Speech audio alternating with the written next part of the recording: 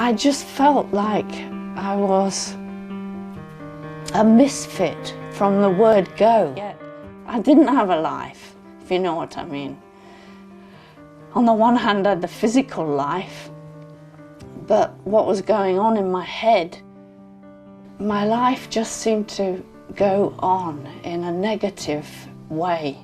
I felt it's all so pointless, it's all so futile.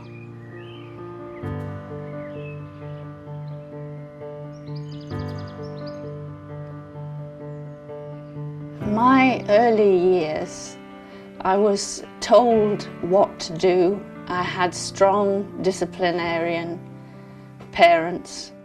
I was a disappointment from the beginning. My mother had hoped for a boy. I always felt that I was in the way and a misfit. I was a contingency to be worked around and taken here and there and dealt with, rather than a person with needs.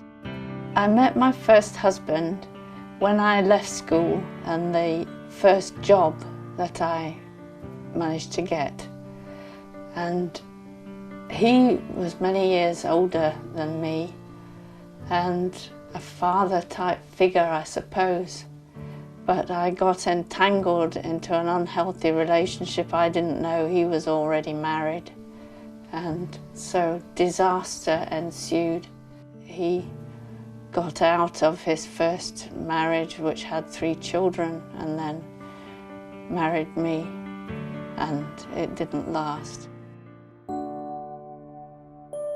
When I met Ron Thompson, I came to this house to help him out after he lost his first wife. I began to realize that his kindness and thoughtfulness and deep love for me just was something that I hadn't encountered before.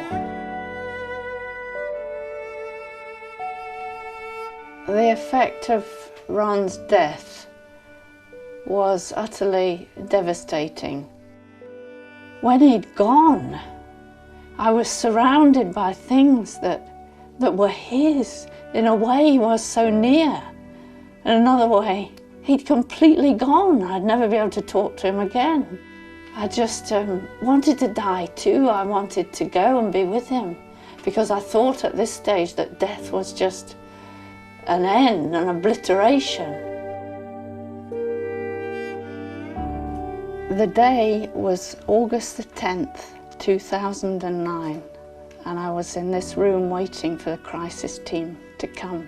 The previous day I'd been found wandering locally in an alcoholic blackout with my little dog, saying I wanted to die.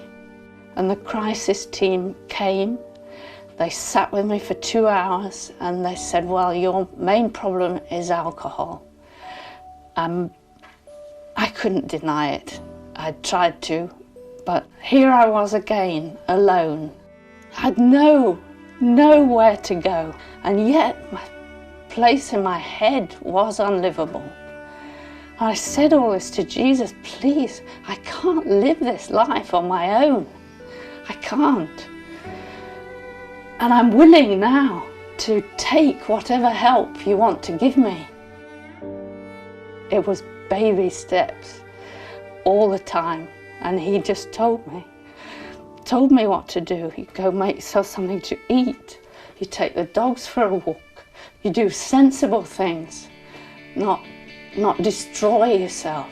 A friend told me about UCB, and I bought a digital radio and tuned in.